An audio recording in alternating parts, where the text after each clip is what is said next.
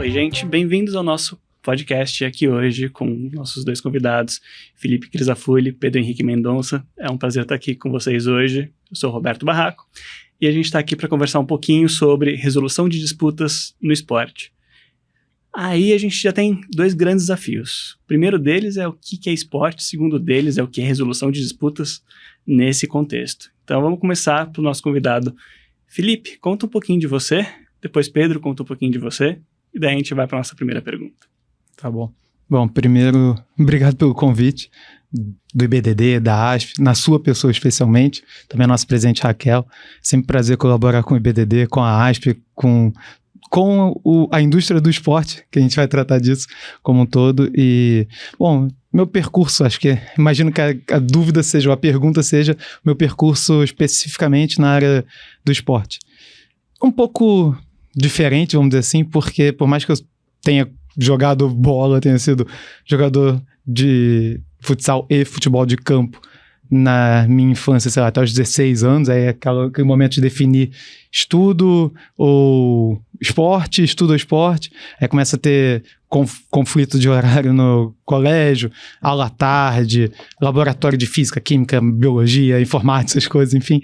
Resumindo, acabei tendo de largar o futebol, pelo menos no quase profissionalismo, vamos dizer assim, e focar no estudo.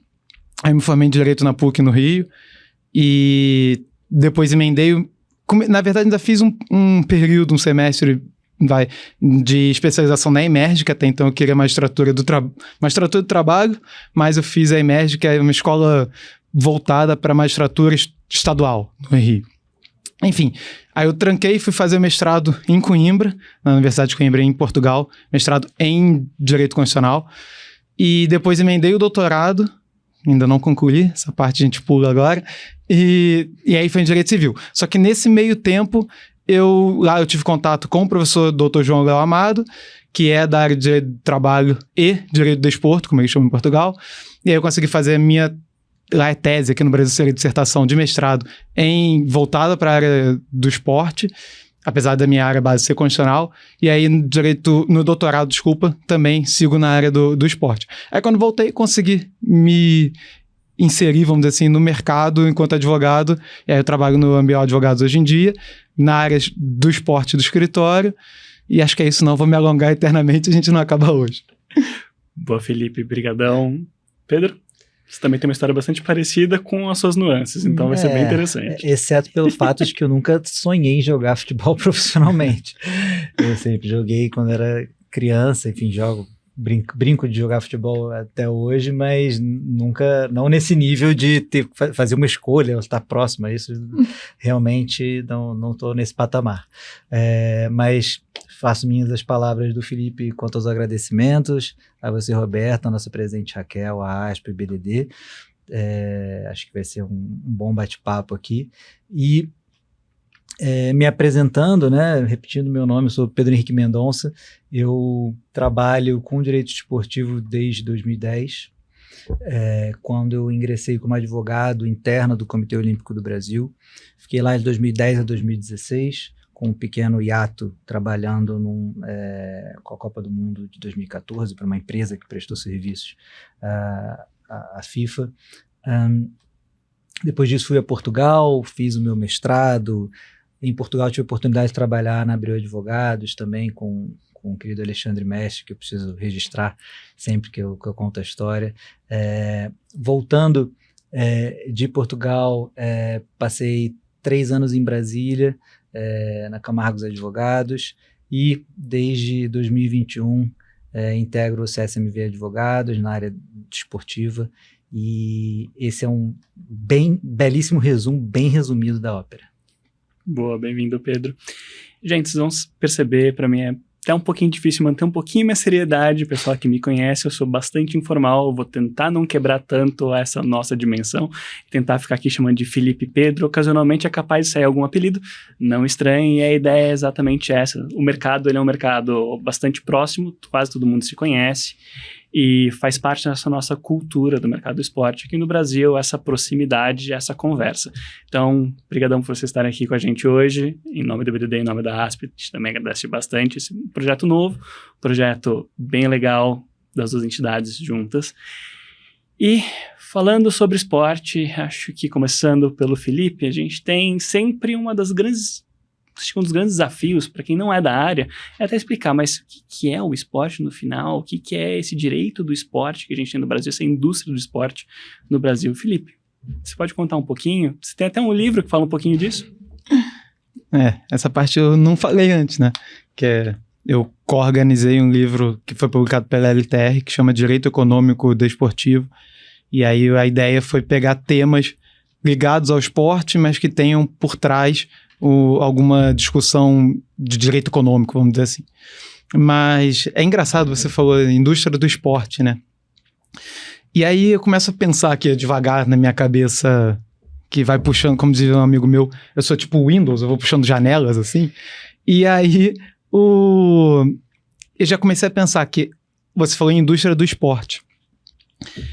E, óbvio, a gente no meio fala muito hoje em dia não, já há muitos anos de sportainment, no nome em inglês, não sei porque a gente não fala esportenimento, talvez, enfim, a portuguesar, mas tanto faz. Mas o ponto é, a gente hoje em dia, pela nova Lei Geral do Esporte, o termo é esporte. Só que até a Lei Pelé, enfim, a Lei Pelé ser ou não revogada, em alguns pontos, o termo ainda é desporto. Na Constituição está desporto, o IBDD tem desporto no nome, vamos dizer assim. E aí eu começo a pensar que talvez o direito esteja agora querendo nos impor, no bom sentido, sem julgamento nenhum de qualquer tipo, a usar mesmo esporte, indústria do esporte, tá? Eu começo a pensar, Miguel Reale, com a sua tridimensionalidade do direito, falaria, nós temos os fatos, o valor é a norma. A norma está tentando nos fazer reconhecer o fato, porque assim, ninguém fala desporto no Brasil. A gente falou antes, tanto eu quanto o Pedro, de Portugal, do mestrado em Portugal. Lá eles usam desporto, é o único termo que eles têm, inclusive, eles não têm o termo esporte. Óbvio, se a gente falar esporte, mas eles também usam rato pro mouse. Então usam ecrã pra tela, e por aí vai.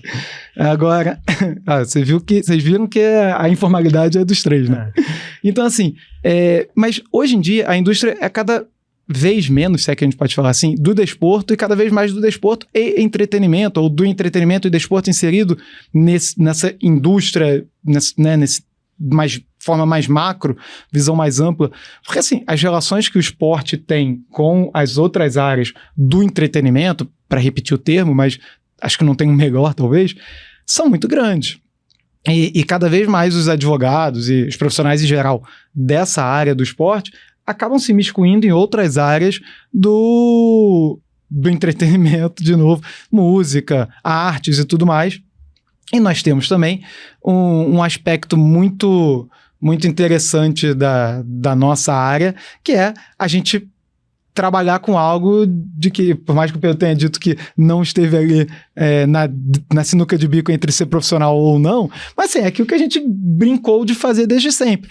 Aí tem aquela, se trabalho fosse bom, não era trabalho, sei lá, tirando essa parte, mas assim, a gente está trabalhando com aquilo que a gente gosta, que está na nossa gênese. Por mais que a gente, de repente, não possa ter tido a oportunidade, ou realmente ficar naquela dúvida, será que eu sigo numa área ou na outra? Mas pelo menos a gente juntou o útil ao agradável na medida do possível.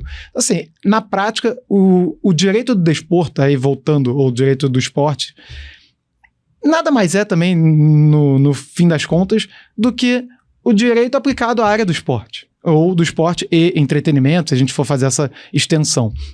Porque a gente não tem, mas a gente pode ter ali o direito desportivo estrito senso, com CBJD, alguma coisa assim, mas tirando isso, o nosso dia a dia é direito do trabalho aplicado ao esporte, é direito civil aplicado ao esporte, é direito criminal aplicado ao esporte. A gente está aí com esses casos de manipulação de resultados, e etc., que são nada mais, nada menos do que o direito penal na área do esporte. Então, assim, sem querer me alongar mais, eu acho que no fim das contas, se a gente tivesse de resumir, nada mais é do que o direito aplicado ao esporte nas suas diversas nuances. Obrigado, Felipe. Pessoal de casa, só também para ajudar vocês nessa transição. CBJD, Código Brasileiro de Justiça Desportiva, é um dos regulamentos que a gente tem dentro do mundo esportivo, que faz parte da nossa sopa de letrinha que a gente tem no nosso dia a dia. E esse ponto que o Felipe trouxe é muito interessante, porque a gente vai desde um mundo em que vai do sonho, que todo mundo olha e fala, poxa, mas você trabalha com o quê? Cartão amarelo, cartão vermelho? E sim, a gente acaba trabalhando também com isso. Inclusive tá aí o CBJD. Mas a gente também acaba vendo hoje coisas que nem o Felipe trouxe, que vão mais para a área do entretenimento. Então, contratos de patrocínio, contratos de fornecimento de material esportivo, contratos até mesmo, muitas vezes, de como a gente faz até um documentário sobre a vida de um atleta, sobre a carreira de um treinador. Então, a gente acaba tendo uma sobreposição muito grande hoje entre aspectos diferentes, indústrias diferentes, quando a gente está falando de esporte. E outra, desculpa te cortar, Vai, a gente tem sempre a possibilidade de ter contratos até envolvendo licitação, por exemplo. Contrato, consórcio Maracanã. É um contrato que envolve 2 clubes, o Flamengo e o Fluminense, e o governo do estado do Rio de Janeiro. Então, assim, são todas as áreas acabam tangenciando o esporte de alguma maneira. E isso que você falou agora é interessante até se a gente sair um pouco do futebol, né? Falar de esporte de forma mais abrangente no Brasil, porque o futebol é uma exceção à regra no Brasil. A maioria dos outros esportes vive de recursos federais, né? Sejam recursos públicos de lei de incentivo ao esporte, de termos de fomento com o governo federal, seja recursos de loterias que a lei destina para o Comitê Olímpico, Comitê Paralímpico e descentralizam para as confederações, o Comitê Brasileiro de Clubes descentraliza para os clubes. Então, por Bolsa exemplo, Atleta. Bolsa Atleta, enfim. Então, você tem uma presença bastante forte do direito administrativo, e aí, pegando aqui o gancho e aproveitando 2 aspectos que você trouxe, o primeiro deles é aquele comentário que eu fiz lá, que em Portugal eles chamam rato, né, ao invés de mouse, no sentido de que efetivamente em Portugal, e isso é uma característica diferente dos 2 países, e não o que é certo, errado, bom ou ruim, mas em Portugal não se anglicaniza, digamos assim, o idioma. Né? De certa forma, nós aqui usamos muito mais palavras próximas ao inglês, ou a própria palavra em inglês, para se referir a determinados fatos. Lá não, eles usam tudo em português e por isso, né, para nós é um pouco estranho, até demora a gente entender, pô, rato no computador? Como assim? Rato é o mouse, literalmente. Né? E o segundo ponto, que também concordo 100% com o que você mencionou, em relação à questão de esporte, Entretenimento. De entretenimento e do fato de você... Perdi o fio da meada. Interlocução com outras áreas do direito. Isso, obrigado. Definição do que é o direito desportivo, né? Rafael Fachada seria a melhor pessoa para falar sobre isso, naturalmente, autor de um livro sobre o tema, mas eu, quando dou aula e falo sobre o tema, eu uso basicamente a mesma abordagem que você usou também, de como se você tivesse um direito desportivo lato sensu e stricto sensu. Né? E o lato sensu seria a aplicação de qualquer ramo do direito à indústria do esporte, né? Ou do desporto, ou do entretenimento, ou enfim, o que esteja relacionado, e o stricto sensu que está nos regulamentos acima de tudo. Né? Não só a Lei Geral do Esporte, a Lei Pelé, o CBJD, mas o que faz parte da Lex Esportiva. Né? Então, o regulamento da CBF, da Federação Internacional de Voleibol, a Carta Olímpica, enfim. Então, e as decisões do CAIS, da CNRD, da FIFA, por aí vai. Exatamente. Tudo isso acaba compondo a Lex Esportiva. Você quer traduzir também Lex Esportiva para o pessoal? Tá tranquilo, a gente vai chegar Eles falam mais, latim. logo mais. Esse ponto que vocês entraram agora e o Pedro trouxe sobre os regulamentos acaba sendo um ponto muito interessante também para a gente conseguir explicar e trazer pessoal de casa que não tem tanta vivência na área sobre o que de fato são esses regulamentos. A gente está falando de uma normativa que uma associação faz. Uma associação como, aí sim, Confederação Brasileira de Futebol, FIFA, Federação Internacional de Vôlei, enfim, todos os entes esportivos que a gente tem de administração do esporte acabam trazendo esses regulamentos. E a gente sabe que esses regulamentos não são só, vamos dizer assim, de direito material, vão um pouco além no dia a dia. E até indo e pegando esse gancho, aí faz bastante parte do seu dia a dia, Pedro. Resolução de disputas no esporte, primeiro, o que são esses conflitos? Segundo, eles aparecem no judiciário, vão para fora do judiciário? O que é esse cenário? Bom, acho que o que o Felipe colocou já é o ponto de partida, né? Pode ser qualquer coisa no fim do dia, porque resolução de conflitos, de modo geral, se dá de acordo com a atividade que você está realizando, sobretudo se tratando de uma atividade econômica, e acho que ninguém pode ter mais dúvidas que o esporte é uma atividade econômica, ao menos na pior hipótese no seu alto rendimento, embora se você tem uma organização de uma corrida de rua, obviamente tem uma atividade econômica embutida ali, ainda que seja um esporte de participação, não de alto rendimento, enfim.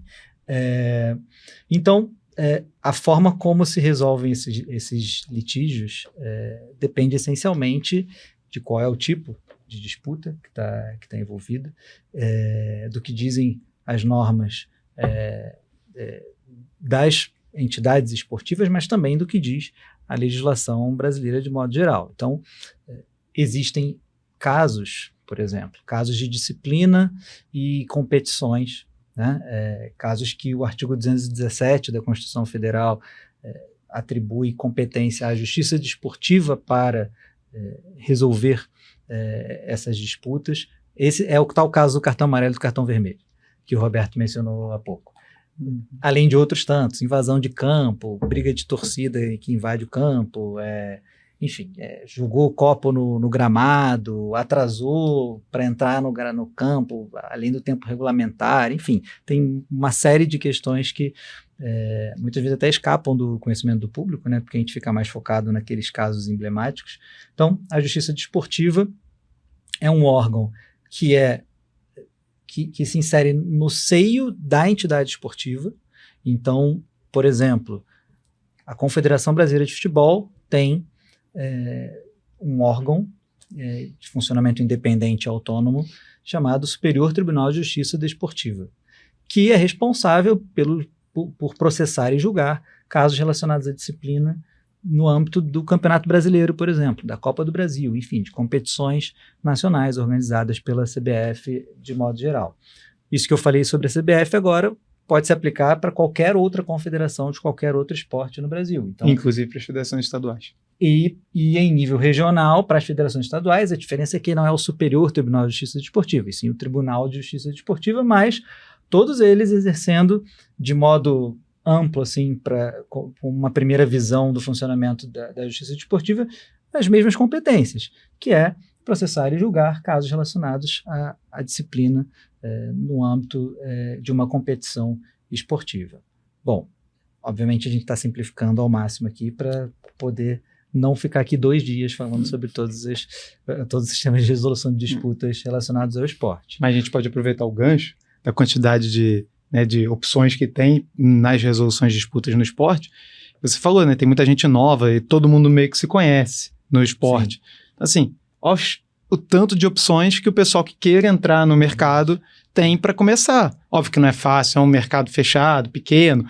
Fechado não sei nem se é o melhor tempo, porque assim, todo mundo tenta se ajudar no meio. Como o Roberto falou, todo mundo se conhece, na medida do possível todo mundo se conhece, e a gente acaba quebrando galho sempre que possível, porque hoje a gente está na posição X, amanhã a gente está na posição Y, e vai precisar que alguém que tá na posição X no amanhã nos ajude de alguma forma. Então, assim, quem quiser entrar no meio, uma forma boa é essa que o Pedro acabou de tocar, que são os órgãos da justiça desportiva em nível estadual ou nacional, enfim. E que é uma escola para muitos grandes profissionais que se formaram no direito esportivo, é um fato.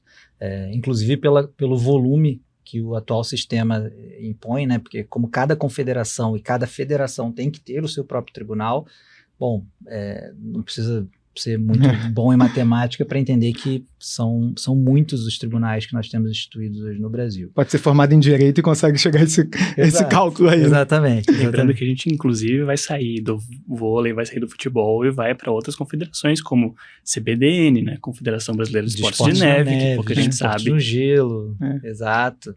E confederações que nem são olímpicas, né? Enfim. CBK. Exato. Então, enfim, isso é um mundo à parte, né? O mundo da disciplina e como a justiça desportiva, que é regulada, repito, pelo 217 da Constituição Federal e pela Lei Pelé, Lei 9.615, é ali onde se discutem essas questões disciplinares. Porém, significa que esses casos, por exemplo, estão alheios à justiça comum? Não, porque o próprio artigo 217 Ele prevê que, uma vez esgotadas todas as instâncias da justiça desportiva, você possa recorrer à justiça comum. É habitual isso? Não, isso é raríssimo, muito, muito, muito raro, mas eventualmente pode acontecer, mas também não significa que seja muito, muito, muito raro você ter resolução de disputas do âmbito do esporte no âmbito do Poder Judiciário. Na verdade, você tem inúmeras, porque aí, pegando inclusive muito do que o Felipe falou sobre a questão da indústria, de modo geral, você tem uma série de contratos, por exemplo, regendo relações atreladas ao esporte de alguma forma, que são resolvidas quando há litígios pelo Poder Judiciário. Então, exemplo, um atleta e o fornecedor de material esportivo, da chuteira dele, por exemplo. Eventualmente, você vai ter uma disputa sobre aquele contrato. Né? Um clube e o patrocinador, qualquer entidade, um patrocinador, enfim. Então, a justiça comum tem um papel muito importante e a gente nunca pode se esquecer disso. Porém, além das questões de disciplina, o esporte também nos traz, tradicionalmente, e isso não é nem privilégio do Brasil, mas isso é um movimento que tem crescido muito no Brasil, especialmente no futebol, a busca pelos métodos alternativos de resolução de disputas.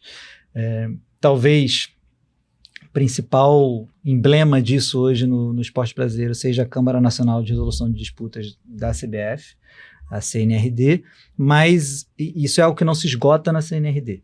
Né? Nós temos também como grande emblema disso o Centro Brasileiro de Mediação e Arbitragem, o CBMA, como uma câmara que vem despontando no tratamento de questões, na resolução de disputas relacionadas ao esporte por meio da arbitragem. Né? CNRD não necessariamente os processos são uma arbitragem, há discussões sobre a natureza dos processos da CNRD, enfim, que não precisamos entrar aqui nesse nível de detalhe. Até mas porque a gente não tem 3 dias de podcast. Exato. Senão a gente estava falando de justiça desportiva até agora. Ou estava na indústria do esporte e entretenimento ainda. Exato. Mas fato é que a arbitragem, né, e de modo geral, ela tem se revelado cada vez mais um método buscado pelos players do esporte brasileiro e, claro, o futebol acaba sendo o carro-chefe, é o esporte que movimenta mais recursos, né, que desponta como aquele de maior pujança econômica, enfim. Naturalmente, as disputas também existem maior volume no futebol, o volume de contratos que existe no futebol é um absurdo, né? Então... E não só, desculpa te cortar, mas assim, além de tudo, a gente tem uma regulação muito maior no futebol. Exato. A intervenção, até por ser um esporte com maior visibilidade, maior repercussão mundial, não só nacional, acaba que a FIFA tende, pegando a FIFA, né, mas poderíamos citar a CBF e tudo mais, ela acaba tendo muito mais força também no mercado do que outras federações internacionais de outras modalidades. Então, assim, também por isso a gente tende a ter mais contratos e mais, né? Mas mais aí eu tudo. não sei o que veio primeiro, se foi sim, o ovo ou a galinha, claro. entendeu? Eu não sei se ele é mais regulado porque é uma atividade econômica mais forte ou se é uma atividade econômica mais forte porque é mais regulado. Mas de toda forma, você tem toda a razão. Tem as duas coisas, pelo menos. Você tem toda a razão. E aí aqui tem as duas questões, né? Dos dois lados dessa mesma moeda. Você vai ter disputas relacionadas a aspectos de regulamento ou não necessariamente relacionadas a aspectos... Ou seja, a disputa não se dá por causa do regulamento, mas em que você, na defesa do seu direito, por exemplo, eu tenho que fazer uma cobrança ao clube X. Muitas vezes eu uso uma norma de um regulamento para defender aquele direito que eu tenho em relação àquele valor. Né? Por outro lado, independentemente de regulamento, você pode ter aquele mesmo contrato do fornecedor de material esportivo que você poderia resolver no judiciário, você pode ter uma cláusula lá indicando, uma cláusula compromissória para submeter eventual litígio a uma câmara arbitral e vá lá. Ao invés da justiça comum, você vai resolver isso por meio da arbitragem. Então, é bastante intrincado, porque são muitas formas diferentes e pode sempre piorar. Que é o caso clássico recente, né, do voleibol, que houve o conflito entre a justiça desportiva, o conselho de ética enfim, uma decisão de uma câmara arbitral, enfim, então um caso bastante complexo no âmbito do direito desportivo e da resolução de disputas do esporte, e que, de certa forma, ilustra bem como não é tão simples quanto parece num primeiro momento. E outra, aproveitando o gancho do gancho do gancho, além disso tem mais uma outra questão, que é o mercado no esporte talvez seja um dos melhores exemplos da transnacionalidade dos nossos tempos atuais. O que nós vemos muitas vezes são disputas que envolvem uma marca de fornecimento de material esportivo que está sediada num país europeu ou nos Estados Unidos, onde quer que seja. O atleta é brasileiro, é da Tanzânia, do Chile, seja de onde for, e o foro de disputa, né, de resolução daquela disputa é, por exemplo, o Tribunal Arbitral do Esporte. Por quê? Porque ele se especializou em matérias afetas ao esporte, está sediado na Suíça, num país, aspas, neutro, e com isso a gente minimiza riscos de, sei lá, como que o Tribunal da Tanzânia entende uma situação relativa ao esporte.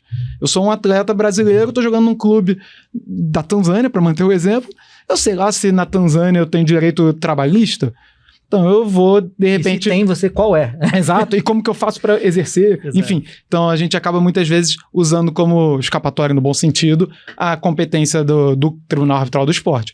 E, sem falar numa outra situação que é, aí volta para o ponto inicial da indústria do esporte, que é uma questão que muitas vezes nem passaria pelas nossas cabeças, mas a gente retroceder até 95 e pensar no caso Bosman, quem foi o divisor de águas? Foi o Tribunal Europeu, a Corte Europeia de Justiça. Ou seja, um tribunal que, a princípio, não tem absolutamente nada a ver, que resolveu mudar a história do jogo, tomar as devidas proporções. Aí também não cabe a gente se aprofundar no caso, mas basicamente foi o Tribunal Europeu que mudou a história acabou com a lei do passe, falando bem grosseiramente para... a gente está esperando que esse tribunal agora fale sobre o regulamento de agentes. Exato. Entre outras coisas que estão também na ordem do dia lá. Exato. E é muito interessante que a gente acaba vendo tantas questões de direito material, que nem o caso Bosman, potencialmente que nem o regulamento de agentes, como também questões de direito processual, que nem vocês, e aí foi o Felipe deu até aquela risadinha, lembrando de alguns casos que estão pingando tanto no Tribunal Europeu como na Corte Europeia de Direitos Humanos. Então a gente tem uma sobreposição entre questões diferentes no mundo do esporte, e entre muitas aspas, jurisdições diferentes também no mundo do esporte, que acabam deixando quem não é da área, muitas vezes confuso, se não, peraí, mas tem tudo isso, é sério? E indo nessa, tem tudo isso, é sério, antes da gente ir para a próxima pergunta, queria só pegar mais um ganchinho de vocês. A gente já falou um pouquinho sobre resolução de disputas aqui, Brasil principalmente, judiciário, arbitragem. Existe alguma coisa como mediação, conciliação? Eu estava até pensando nisso, né? A FIFA tem, por exemplo. A FIFA introduziu não faz muito tempo no regulamento dela. A CNRD vai introduzir no dela? Aí a gente pra tem mim, você vai perguntar? Não, joguei na mesa. Não sei se alguém quer captar aqui a pergunta. A gente espera o Fachada vir, né? Exato, você já citou aí mais atrás. Porque ele fala sobre direito desportivo como um ramo autônomo e sobre mediação. Pronto, A gente ou divide em 2 podcasts com ele, ninguém vai ficar enciumado. Ou então a gente já sei, tem 2 pessoas aqui, ele senta numa cadeira hora, na outra hora ele senta na outra cadeira, pronto. Mas brincadeiras à parte, então assim, o que eu acho, além de tudo, de mediação, é que a mediação sempre existe, se as partes assim quiserem, independentemente de ela estar ou não efetivamente regulamentada, vamos dizer assim. E no caso concreto, mas eu quero dizer assim, no esporte propriamente dito, a gente tem habitualmente, assim, tá na nossa gênese quase, sempre evitar o litígio, por N razões. Desde o fato de que, às vezes, o judiciário, se for uma demanda que vai para o judiciário, não entende tão bem a situação que está sendo descrita nos autos, ou a urgência da situação, porque a gente tem no esporte aí muito do futebol também, mas não só. O basquete no NBB também tem, em algum sentido, janela de transferência, como a gente chama normalmente, né, os períodos de registro de novos atletas. E às vezes tem de ser resolvida a demanda de alguma forma, ainda que seja de uma maneira liminar, incidental, naquele momento, porque senão fecha a janela ali de registro de atletas e o jogador só vai poder ser inscrito no próximo ano, de repente. Ou dali a tantos meses. E o clube não pode se dar esse luxo, o próprio atleta também não quer, porque no fim das contas, o atleta é um ativo do clube e também dele próprio. Cada vez mais, o atleta é um ativo dele próprio também, com as alterações de legislação, de regulamentos e tudo mais. Então, assim, na prática, os atores principais do esporte estão sempre tentando mediar de alguma forma os litígios deles, os conflitos deles.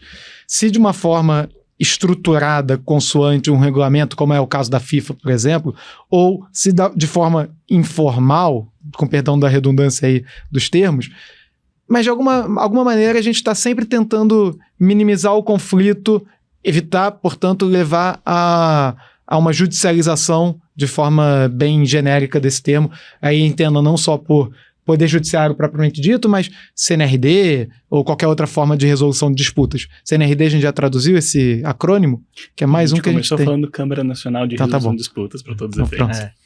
Não, mas o que você disse, você tem toda a razão, mas assim, pensando mais do ponto de vista formal, né? Você bem disse, a FIFA recentemente, né? É algo recente, a instauração da mediação como forma de resolução de disputas. Acho que ainda não pegou muito no tranco, em termos práticos. O CAS também, a Corte Arbitral do Esporte, também tem uma mediação, e essa sim, eu tenho visto já em termos práticos alguns casos que as partes concordam em submeter o caso à mediação, ao invés de seguir com a arbitragem, com a disputa. E eu acho que é natural que com o tempo os nossos órgãos aqui internos, né, em nível nacional, também vão se utilizar cada vez mais disso. E se a gente for ver o CBMA que você citou, Centro Brasileiro de Mediação e Arbitragem, Exato. Já está ali na gênese da própria Exato. Câmara, enfim, do centro. E até porque o regulamento esportivo, de arbitragem esportiva do CBMA é inspirado no CAS. Então, também tem aí um viés evidente aí de tentar copiar no bom sentido as boas práticas, né? Trazer para cá as boas práticas que se verifica lá fora. E assim, vocês nos desculpem sempre, ou na maior parte das vezes, acabar se referindo ao futebol. A gente sabe que não é a única modalidade esportiva, mas a maior parte das pessoas que acabam enveredando pela área tem o futebol como a razão principal, mas eu pensei que agora a FIFA tem também um outro... Não sei se dá pra gente chamar nesse caso de exatamente um método de resolução de disputa. E eu esqueci qual que é eu acho que tem um nome lá, mas enfim, no regulamento prevê a possibilidade de fazer uma composição. Ela analisa o caso inicialmente e vê qual parte se a parte de fato teria, né, o autor da ação teria o direito que alega ter. E ela já faz uma proposta de acordo que pode ser vinculante desde que as partes sigam lá os termos do regulamento. E com isso já resolve a disputa de forma... inicial, basicamente, assim, sem ter toda a produção de provas, toda a fase de conhecimento, desde logo. Tem que ter demandas que não tenham muitos pormenores, né, muitas dificuldades, necessidade de entrar muito nas discussões, nos argumentos, mas a FIFA prevê no regulamento dela essa possibilidade de ela fazer uma proposta de acordo, se as partes estiverem de acordo com a proposta de acordo, ela já vincula e já resolve o litígio naquele momento, logo no estágio inicial. E a FIFA já tinha essa previsão há bastante tempo no regulamento, mas não punha em prática. Começou a pôr em prática talvez há uns 3 anos, 4. Acho que foi pouco antes da pandemia começar, mais ou menos, ou durante ela, enfim. Desde que a Érica entrou na FIFA de volta. Érica Montemor, que é a brasileira responsável pelo Football Tribunal. Sim. E aí, aliás, não sei se ela tá vendo, mas abraço, Érica. Mas voltando... Então, desde então, as demandas na FIFA também ficaram ainda mais céleres, porque muitos casos se enquadram nessa hipótese. E tem vezes que as partes estão de acordo com o que a FIFA interpreta dos autos de forma inicial, sem nem mesmo a parte ré ter se manifestado. Ela pega a petição inicial, analisa, vê se aquilo faz sentido, confronta com as provas colacionadas pela parte autora e faz essa proposta de acordo, e isso acelera bastante os trâmites.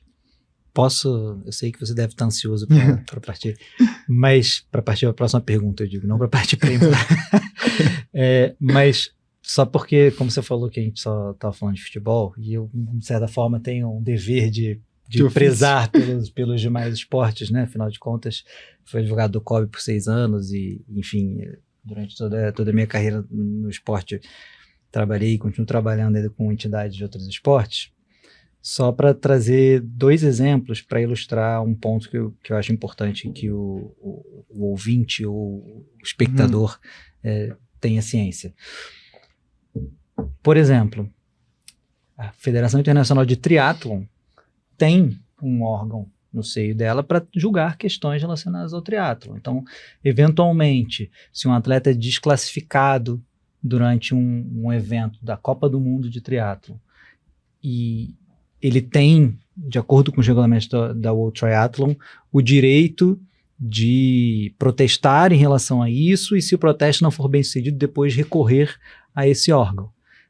Outro exemplo, a Federação Internacional de Automobilismo tem um sistema de resolução de disputas que não termina no CAS, que é algo bastante raro no esporte de modo geral. Então, por que eu estou trazendo esses 2 exemplos aqui, um bem diferente do outro? Para também deixar claro que não tem receita de bolo, propriamente dito, em relação à forma como esse sistema de resolução de disputas de determinado esporte se estrutura. Se a gente tiver 40 esportes olímpicos, é possível que os 40 tenham estruturas diferentes uns dos outros. Nada impede isso. Mas, de modo geral, retomando aquilo que nós falamos aqui ao longo das últimas dezenas de minutos, há alguns padrões. E, obviamente, o método de resolução de disputa a gente consegue colocar dentro de algumas caixinhas. Então, eventualmente, vai ter um órgão que vai prever a possibilidade de resolução por mediação, vai ter um órgão, ou o mesmo órgão, que vai prever a possibilidade de resolução da disputa por meio de uma arbitragem, vai ter um outro órgão que não vai ser propriamente uma arbitragem, vai ser algo de natureza mais associativa, um painel fixo formado por membros nomeados lá, e etc., pelo presidente da Federação Internacional, por exemplo. Nos casos de doping, também há essa diferença entre o doping em nível internacional e nível nacional, porque a Federação Internacional pode ter a prerrogativa de determinar a suspensão, enquanto aqui no Brasil, por exemplo, quem determina a suspensão é o Tribunal de Justiça Esportiva Antidopagem, que está previsto na Lei Pelé, enfim. Então, só para arredondar isso, dizendo que, embora haja os métodos mais comumente utilizados, e eu nem falei da justiça comum, que sempre está ali, né, como uma alternativa. Ato trabalhista. Exato. Mas, embora haja os métodos usuais, não há uma receita de bolo. Então, não é porque você conhece tudo sobre o sistema de resolução de litígios do futebol que você vai conhecer uma vírgula do sistema de resolução de litígios do handball, por exemplo. Pode ser que eles tenham similaridades, obviamente, um ajuda, o fato de você conhecer um já te dá um pouco o caminho das pedras para conhecer o outro, mas pode ser um sistema totalmente diferente e você vai ter que ir no caso concreto para entender. E outra, a gente falou o tempo todo, né, que todo mundo se conhece, de repente você pode não conhecer como funciona o handball, mas você conhece alguém que conhece, você vai lá bater um papo e de repente atuar de forma mais assertiva nessa outra área, né? Até porque, além de sistemas diferentes, métodos diferentes e procedimentos diferentes, a gente também está falando de fatos geradores totalmente diferentes, desde o cartão amarelo até, de novo, a briga entre um clube e um atleta no contrato de trabalho, que acabam indo até mesmo para disputas associativas, que nem o Pedro falou um pouquinho antes. Passando, às vezes, por um conflito que nem tem o jogador, o clube, o intermediário. Podem ser 2 empresas brigando entre si, disputando pelo direito de exercer um patrocínio XPTO, enfim. Naming rights. Exato. Aí o céu é o limite.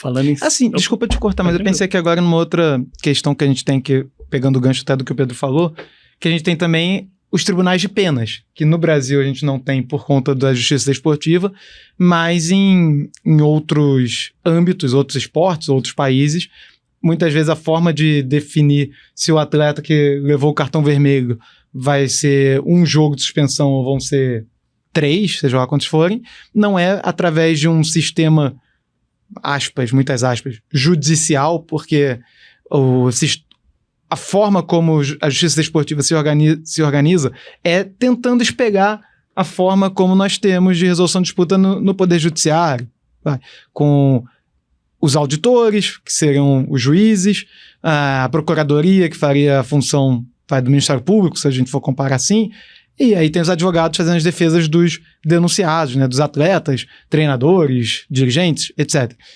Só que existem alguns locais em que não há esse sistema, em que há um princípio do contraditório, devido ao processo legal, tudo isso na gênese, né, da forma de resolução de disputa. É simplesmente uma pessoa ou um conjunto de pessoas que analisa, pega a imagem, olha, eu acho que isso daqui é lance para 3 jogos de suspensão. Dá lá a canetada, 3 jogos de suspensão. Não, isso aqui não foi nem falta, por que o árbitro deu vermelho? Retira tal cartão. Enfim, tudo isso são possibilidades que o sistema permite, aí cada legislação nacional vai eventualmente definir se vai seguir uma regra ou outra, né? Lembrando, como em tudo do direito, a gente tem algumas exceções da regra. Então, embora a gente não tenha um campeonato que seja no Brasil brasileiro, isso não impede que a gente tenha um campeonato internacional que aconteça no Brasil, mas que tenha essas regras, que nem acontece. Indo para mais um esporte diferente, surf. A World Surf League em Saquarema, no Rio de Janeiro, na etapa internacional. E indo para Céu é o Limite, coisas diferentes que a gente tem no esporte, em resolução de disputas, e acho que aí é uma das perguntas mais difíceis que a gente tem, porque é difícil a gente conseguir antever o que vai acontecer, mas se a gente fosse falar de desafios daqui para frente, novidades, ou o que vocês imaginam que pode acontecer amanhã, ano que vem, enfim, daqui para frente, na resolução de disputas do esporte. O que vocês acham que pode vir de novidade? Vou inverter a ordem, agora eu vou começar pelo Pedro e depois a gente vai pro Felipe. O Fachada vem quando? Mentira. Brincadeira. Bom, eu consigo pensar em 3 aspectos assim de largada, embora, como você tenha dito, essa não tem resposta certa. Né? Vamos exercer nossos poderes mediúnicos aqui nesse momento. Acho que o primeiro ponto, você mesmo mencionou, a mediação. Acho que a tendência é ela se tornar cada vez mais frequente, cada vez mais uma opção, não apenas do ponto de vista de cada vez mais os órgãos adotarem esse método formalmente para a resolução de disputas, mas também do ponto de vista da adesão dos participantes desse sistema.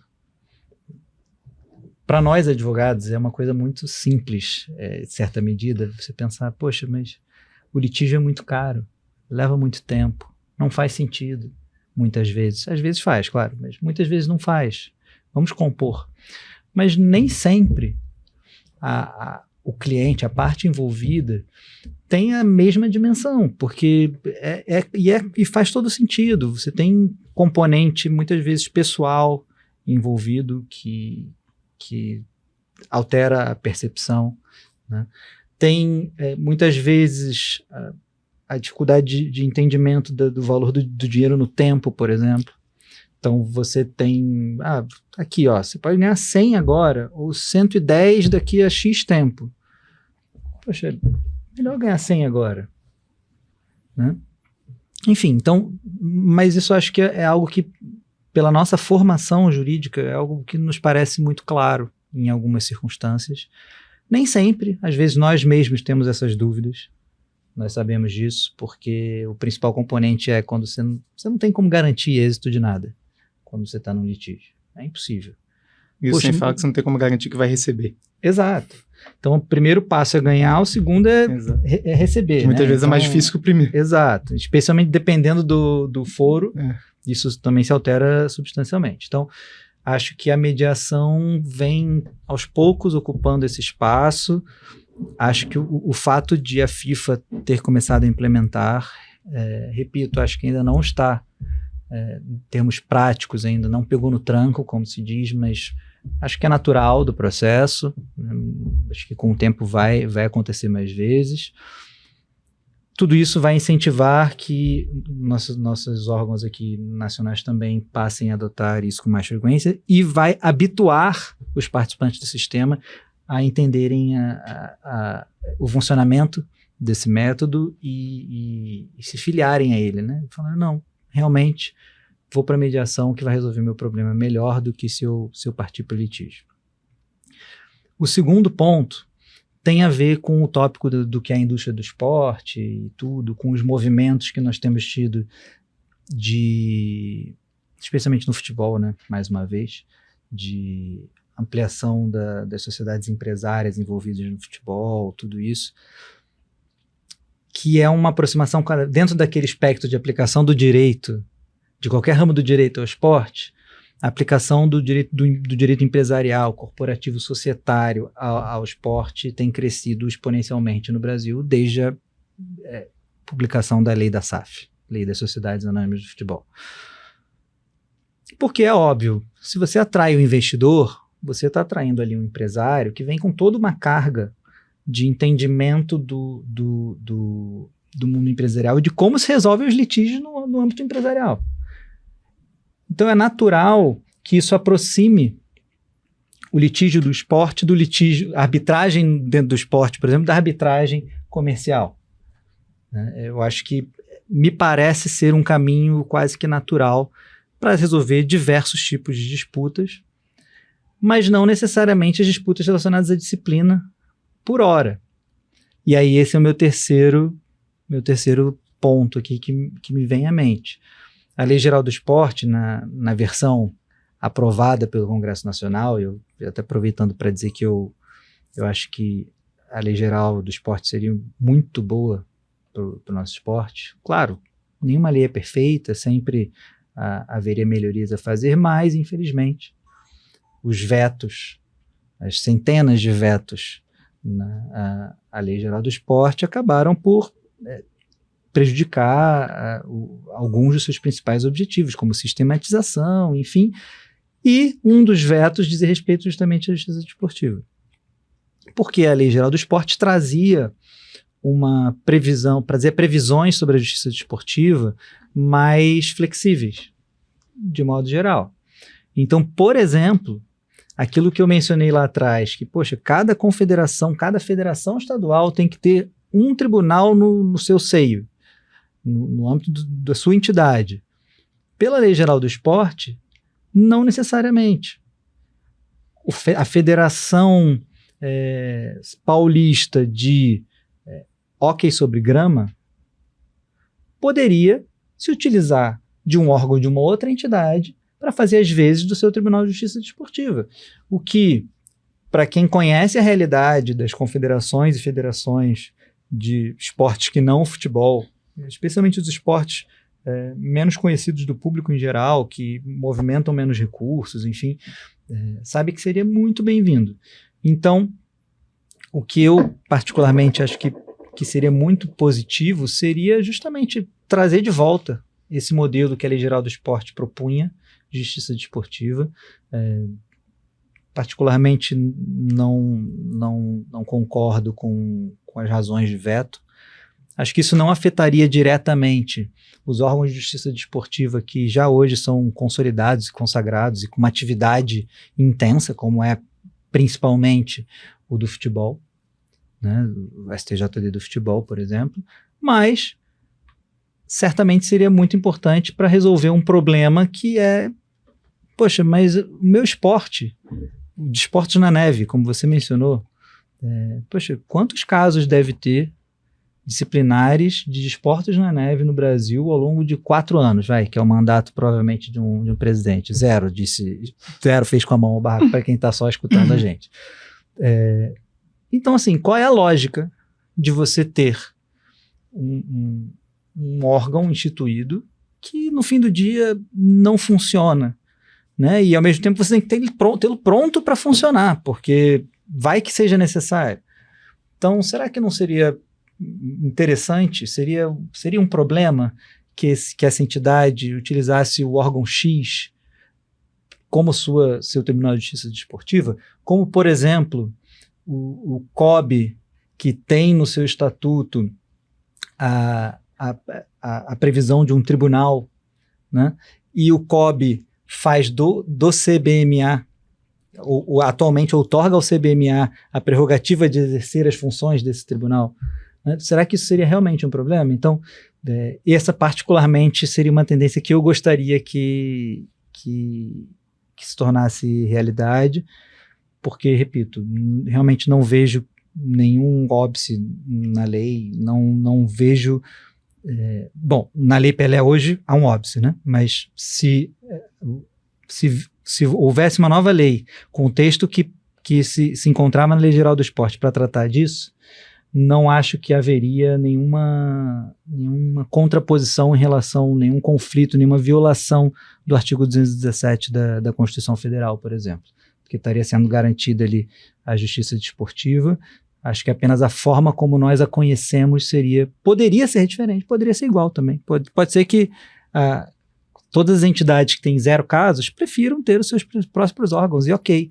E aí a gente ainda por cima reforçaria a autonomia dessas entidades, né? Quanto à sua organização e funcionamento, também previsto no artigo 217. Então, de prima, assim, esses são os 3 pontos que eu consigo pensar.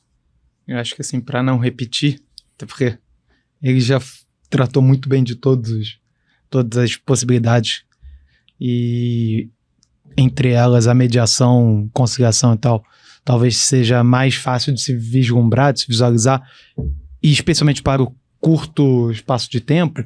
Mas eu acho que também o que a gente poderia pensar aqui, e porque eu acho que é algo que também mais cedo ou mais tarde vai acabar vindo, é mudança na legislação. E aí a gente pode pensar em uma previsão expressa que não deixe dúvidas de que cabe arbitragem laboral no esporte, porque hoje a gente está ali no limbo. Pode usar CLT? Não pode. Lei Pelé não permite. A Lei Geral do Esporte, e aí? Tal. E a Lei Geral do Esporte tinha um dispositivo que já dava uma ajuda. Exato. Pelo menos dava uma ajuda. Exato. Então, assim... Que também foi vetado, também só para explicar para o público. Então, assim, isso é algo que mais cedo ou mais tarde talvez volte a ser discutido e quem sabe ser aprovado. Uma nova edição do CBJD também acho que em algum momento vai acabar sobrevindo. Tem estudos, né? Tem comissões formadas para redigir um novo Código Brasileiro de Justiça Esportiva. A gente já usou já explicou o que seja o CBJD, mas na reta final vai que alguém avançou ali e perdeu algum ponto. Então, Código Brasileiro de Justiça Desportiva também em algum momento me parece que vai sofrer uma alteração, uma revisão, né? Vai vir um novo código por inteiro, enfim. Então acho que a legislação pode ser um caminho também da gente pensar de novidades sobrevindo. É claro que a conciliação, a mediação podem vir a ser introduzidas nos regulamentos das organizações de administração do esporte e tudo mais, mas eu acho que vai nessa linha. O resto assina embaixo o que o Pedro já falou. Se eu for repetir aqui, a gente vai ficar até amanhã. Obrigadão, gente. Até indo nessa linha, vou fazer mais um último gancho, uma última pergunta desses novos desafios que a gente tem visto, de mudanças também dia a dia, além das SAFs, das empresas que a gente tem agora atuando, investindo diretamente no esporte. A gente também tem visto isso acontecer em outros ramos, por exemplo, estádios de futebol. A gente tem, de repente, visto a possibilidade em novos ativos, por exemplo, esportes, utilização de meios além do judiciário para resolver uma disputa, ou a gente ainda não chegou lá? Confesso que eu ainda não vi em esportes, por exemplo. A maior parte dos casos que eu vejo, eles estão mais para o judiciário, ou, como é também muito peculiar dos esportes eletrônicos, eles tentam também minimizar tanto quanto eles possam o litígio, sempre, talvez até por ser descentralizado o meio, não tem um órgão regulamentador ou regulador da atividade. São os próprios clubes, as próprias equipes, enfim, que regulam essa atividade. Óbvio, tem lá proprietário do jogo, que em última instância, se resolver não ter mais o jogo sendo vendido, aquele esporte talvez acabe, pelo menos aquela modalidade específica daquele jogo. Mas enfim, eles normalmente tendem a se ajudar e evitar que o litígio realmente ocorra, embora, claro, eles possam ocorrer. Na minha percepção, até agora, o que eu mais vi na área dos esportes eletrônicos, não sei se com o Pedro foi igual, ficou mais na área do poder judiciário mesmo do que resoluções de disputas por meios alternativos, como arbitragem ou mediação, noves fora o que eu já comentei da mediação não formal, vamos dizer assim.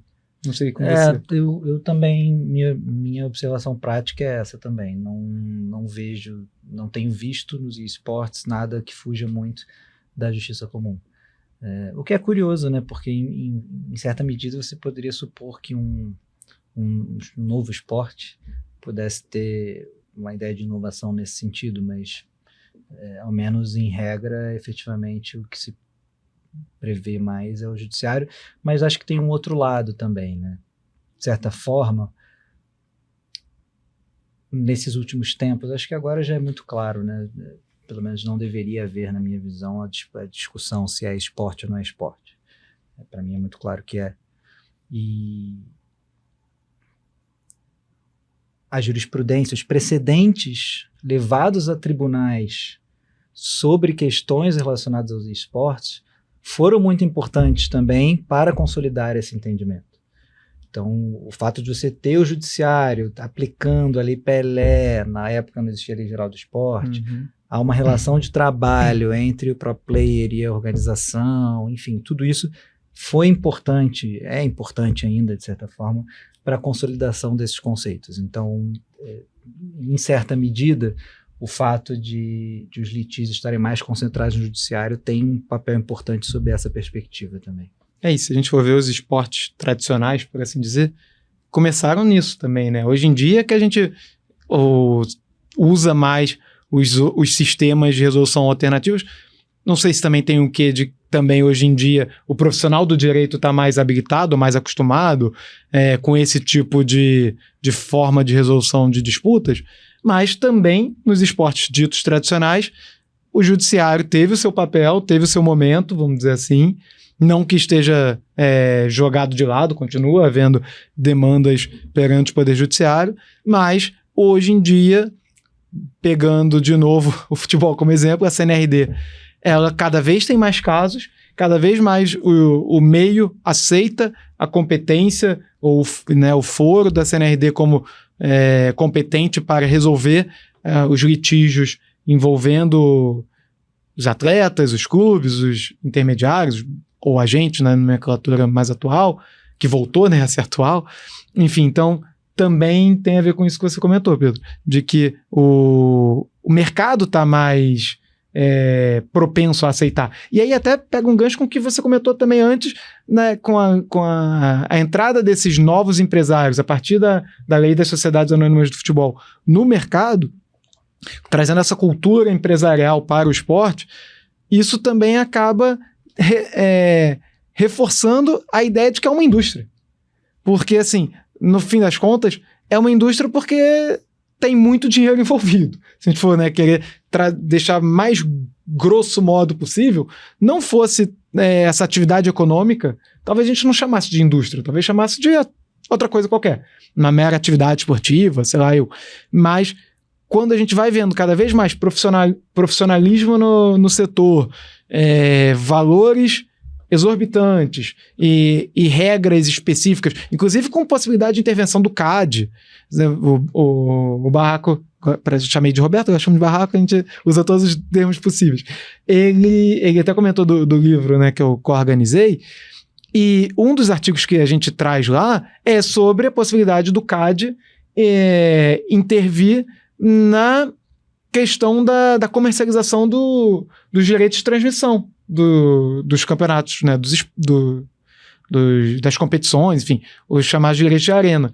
É mais uma forma de um órgão que não é jurisdicional no sentido estrito do termo, tem cunho administrativo, vamos dizer assim, que também pode eventualmente decidir uma questão puramente, entre aspas, esportiva, e talvez mudar a história do jogo, tal qual foi o caso Bosman, e por aí vai. E talvez possa ser o caso da Superliga Europeia, ou dos agentes, que são 2 casos que a corte, mais cedo ou mais tarde, também vai proferir sua decisão a respeito. Né? E só para concluir, e é para concluir mesmo, prometo. Ele tá olhando feio já pra gente. É que ele deve querer fazer mais uma pergunta. Não sei. Não, mas é porque eu acho que você tocou num ponto, você voltou naquela questão do porquê que é uma indústria, né? E que isso tudo corrobora, e com razão. E eu tava em Londres com o Marcel Belfiore, que esse rapaz conhece bem. Estávamos lá palestrando num congresso em Londres da Law Sports e perguntaram, pergunta final do painel: o que você recomendaria para um cliente que quisesse investir no Brasil? Comprar um clube no Brasil, etc. e tal. E eu acho que a resposta, pelo menos a resposta que eu dei, obviamente não tinha uma resposta certa, né? Mas ela também explica muito por que é a indústria. É a seguinte, olha, ok, você vai ter que se preocupar com uma série de questões relacionadas ao M&A em si, a direito empresarial, societário, etc, etc, etc, mas não faça isso sem o entendimento exato dos aspectos regulatórios. E aí, esse é o grande ponto. Também por isso é uma indústria, pela especificidade, né, do esporte. Porque qualquer operação que você vai fazer relacionada ao esporte, não basta você simplesmente olhar para a lei. Você sempre vai ter que olhar o que dizem os regulamentos das entidades que administram aquele esporte. No futebol, então, como você falou, que é super regulado, isso é trivial. Boa, gente. E só para dar aquele toque final, roubando um pouco a pergunta do painel lá na Law Sports, o que vocês recomendariam para quem quer conhecer um pouquinho mais a área, resolução de disputas no esporte, aqui no Brasil, ou que o Brasil também faça parte, como na FIFA, no CAS e no Comitê Olímpico Internacional? Felipe? Bom, acho que eu já me intrometi na resposta do Pedro na hora e falei que seriam os órgãos da justiça esportiva. E aí, tanto em âmbito local, estadual, né, quanto nacional, considerando que aí a resposta dele já foi super completa, as federações estaduais têm ou deveriam ter seus órgãos respectivos, né, justiça esportiva, mas também a CBF tem, e todas as outras confederações, eu não vou ficar citando todas, senão a gente não acaba nunca. Mas essa é uma forma. A outra, obviamente, se a pessoa abrir o próprio escritório, vier trabalhar no escritório, vai, mais cedo ou mais tarde, ter contato de alguma forma, dependendo do tamanho do escritório onde ela trabalha. Isso pode ser mais fácil ou menos fácil, mas as resoluções de disputas no âmbito do esporte, a gente citou basicamente todas elas, e cada vez mais o meio está se concentrando nas formas mais especializadas, porque o judiciário é abarrotado, não tem a especificidade ou o conhecimento específico da área. Então, a gente tende a demandar cada vez mais na CNRD, na FIFA e por aí vai, ou no Tribunal Arbitral do Esporte, por aí vai. Então, eu acho que outra forma de ter contato é participar dos fóruns, seminários, assistir aos podcasts, ou ouvir os podcasts, se for o caso, tentar estar nesses locais onde o mercado está, porque na prática é um mercado pequeno, como a gente já falou, e se a pessoa tem interesse na área, ela tem de se fazer ser conhecida. Ela tem de tentar mandar currículo enquanto estagiária ainda, mas se não é estagiária, se já é advogada, manda currículo, tenta contato, conversa com as pessoas. Não é das coisas mais fáceis. A gente contou as nossas trajetórias, cada um tem a sua, mas nenhum dos dois teve uma forma certa ou errada. Cada um tem a sua realidade, cada um vai seguir um caminho, mas tem espaço para todo mundo, isso é um fato. E quanto mais conhecimento a pessoa tem, mais possibilidades ela tem depois de atuar numa área ou em outra.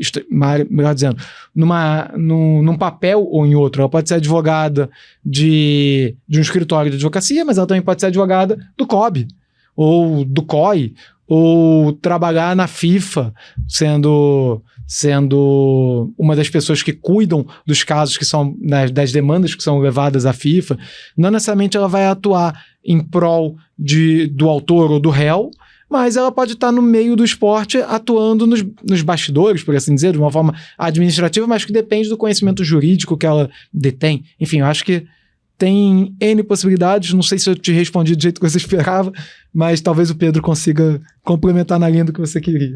Não, engraçado, porque quando você fez a pergunta, eu pensei, poxa, é quase a mesma resposta, né, de quando alguém pergunta como que você faz para trabalhar com direito desportivo? e acho que o Felipe já falou tudo, e eu acho que o que eu posso acrescentar é o grande ponto de partida é você estar preparado para quando tiver a oportunidade de. Então, existe hoje um vasto material para isso. Podcasts, livros, eventos. Eu não vou falar os nomes, mas eu conheço advogado, que na época não era advogado ainda, era estagiário, que foi contratado porque fez uma pergunta num evento que foi tão brilhante que chamou a atenção do palestrante e o palestrante quis saber quem era aquela pessoa. E depois veio contratar essa pessoa. Pensei que você fala, depois eu conto. Nos bastidores. Não, eu poderia contar, não é motivo de vergonha nenhuma, mas pelo contrário, é um elogio. Mas o importante é essa pessoa, esse rapaz, então, um estudante de direito, e poderia já ser um advogado, não necessariamente precisa ser um estudante de direito, mas ele já tinha um conhecimento do assunto que estava sendo debatido ali, ele já tinha interesse por aquilo, um estudo daquilo, que permitiu que ele debatesse em alto nível com um palestrante a ponto de palestrante se impressionar com aquilo e aquilo chamar a atenção. Então, essa é a principal sugestão que eu posso dar. Estar preparado, buscar materiais, ler o quanto possível, aparecer, né? Realmente, óbvio, nada disso é garantia de que vai ser possível, mas se aparecer uma oportunidade e você não estiver preparado, com certeza não vai ser possível. Então, esse eu acho que é o X da questão, realmente se preparar e estar a postos. E assim, até pegando o gancho no que você falou, não tinha nem pensado, mas agora também tem uma é que acaba fugindo um pouquinho da sua pergunta, entra na linha da pergunta dele, né, como fazer para entrar no direito desportivo. Mas às vezes é também se especializar, não digo se especializar a ponto de não saber o resto, mas assim, estudar bastante um tema específico da área, porque a gente agora está com as apostas esportivas, por exemplo, bombando. As sociedades anônimas de futebol também estão na ordem do dia. E são temas muito novos. Às vezes a pessoa entrar num aprofundamento maior no estudo dessas áreas, ela pode ter um destaque que um escritório de advocacia, por exemplo, às vezes precisa de alguém que tenha aquele conhecimento, não tem ninguém dentro do escritório, de repente vai no mercado tentar encontrar alguém e pode ser essa pessoa. Então, também pode ser uma ideia, né? A pessoa tentar se aprofundar, se especializar em alguma sub-área dessa área, vamos dizer assim. Perfeito, gente. Obrigadão por estar aqui com a gente hoje, por me aguentarem. E é isso. Gente, espero que vocês tenham gostado da nossa conversa. Foi um prazer e a gente se vê logo mais. Até a próxima.